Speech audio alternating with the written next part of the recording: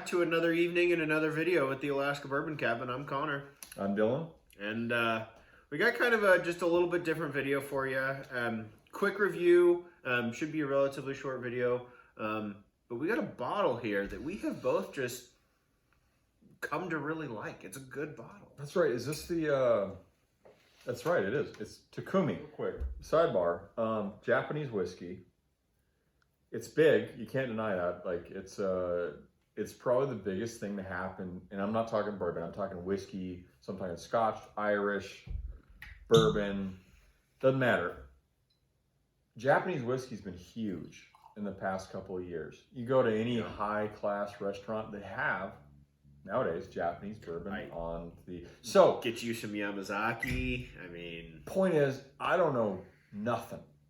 I don't know if maybe Connor knows more about Japanese whiskey. I've tried a few. I can't even recall their names right now. Not bad. But all I want is for you in the comments, educate me, pontificate to me. Let me know, hey, what are some Japanese whiskeys I should try? I can tell you after tasting this bottle, I want to know what else Yahisha Yasuke blends or distills in Japan, and I want to know what bottle that is because I'm going to buy that bottle. Absolutely agree. This is a good... It was, and frankly, props to both Yasuke and Kentucky Owl. I haven't seen, correct me if I'm wrong, you correct me if I'm wrong, I haven't seen a collab between good old Southern bourbon and Japanese whiskey. This is my first. And that's cool.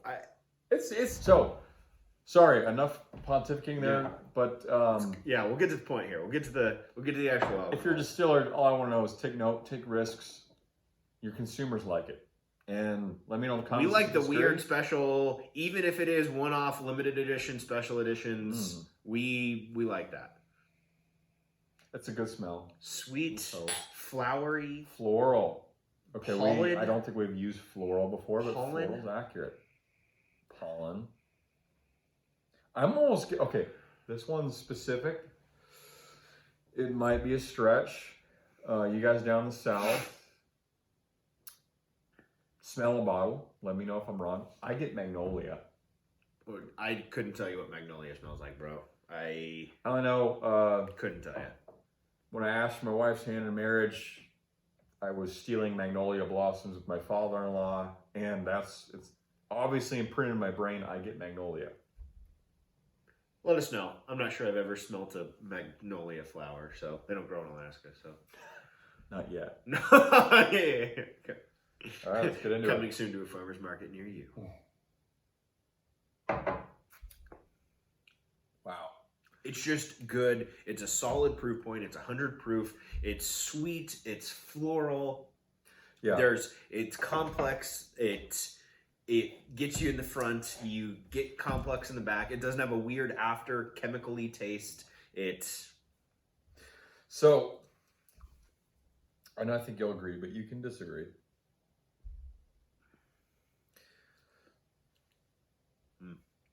But we've tried a few blends, bourbon blends on this channel. I can't think of one right now that's been good. Okay, I won't say good. Above average. Most American-only blends have kind of been disappointing, to be blunt. This was the bourbon whiskey blend. It is not disappointing. It is what he said. It's a marriage of flavors. It's solid. It's a solid pour. Now, we paid... So I bought this bottle. I ended up buying a second bottle. The first bottle, so I paid $99 for this bottle. I did just buy a second bottle to have a backup, and I paid $104.99, so it went up $5. So it's at that $100 mark. Let us know. I know Kentucky Owl, they're proud of their stuff. I mean, they, even for their original, I think it's called the Confiscated. I mean, that's going to run you, we've got a bottle, we've got it from Costco, and that ran $100 from Costco. But at the normal liquor store, that's running $130, $140. Yeah. So Kentucky Owl, they're proud of their stuff, but let us know Let us know what this guy costs in your area, what part of the country you guys are in. Theoretically, what part of the world? Somebody in Japan? Can you guys get this in Japan? Theoretically, Let us know. That'd be cool. Yeah. I hope you can, because it's good. Yeah, yeah. I mean, I hope it's as fun and. It is a 750 ml bottle, so if you guys have a 700 ml bottle in Japan, pick one up for us. That'll be awesome. So, quick overview of what you get for flavor profile, and then go into the rating. So, I get the floral, I get the sweet on the nose.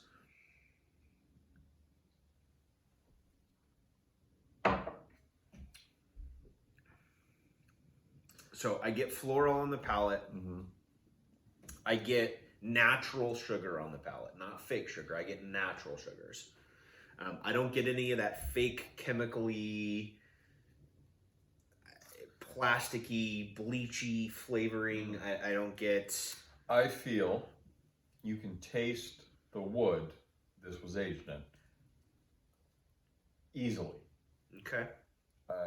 Just kind of agreeing with you here. To me, none of this is artificial. None of this is additives or whatever. To me, it's and I agree with Connor. Yeah. So immediately at the top of the tongue, it's like smelling a flower.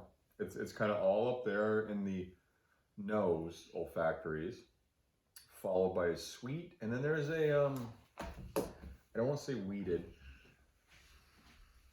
but in that mid to bottom tongue / aftertaste, what are you getting there? I'm getting something like I don't know what you're getting at. Oats, maybe, or malted barley.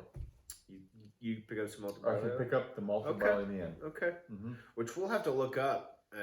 Same thing. They didn't put a mash bill on here, but we'll have to look up if there's a, on Kentucky Owl, if they publish a mash bill, or if, if on MGP we can find something on this Takumi edition. But let us know what you guys think. I think this is gonna score well. It scored well for me. I really like this bottle. It's a solid pour. It's a good, I'm gonna call it a daily pour. Not that I'm drinking this on the daily, but if it's something that you just, you're not feeling this, you're not feeling that, you're not in the mood for stag, it's a solid pour. Yep.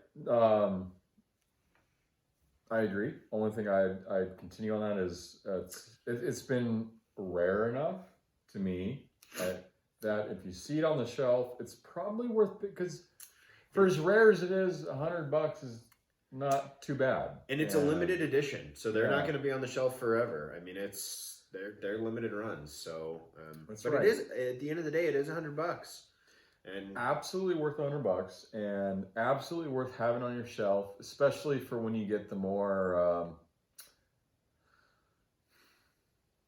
experienced bourbon samplers among it. It's interesting. It takes a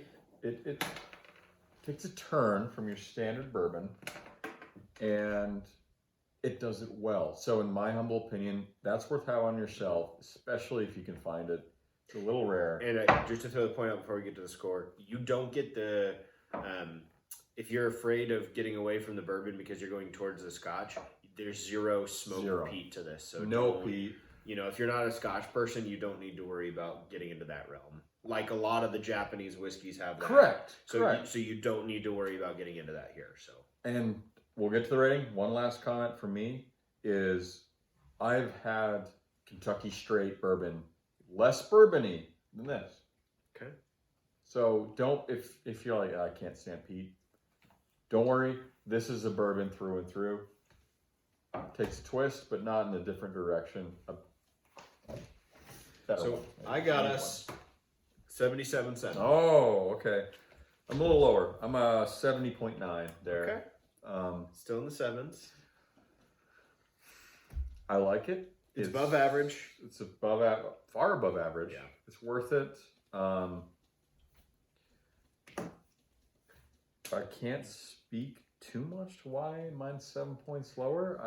Guys, if you like, I like it less. Yeah. That's all there's. If you like a solid pour, it is a tad. I mean, I think it's worth $100, but if it is a tad on the expensive, expensive end.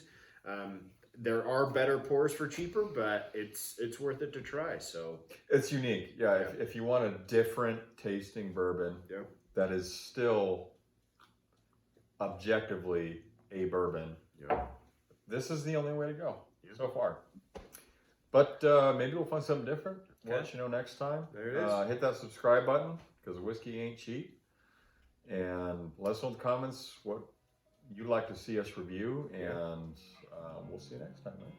Kentucky Owl Takumi edition. There you go. Have a good night.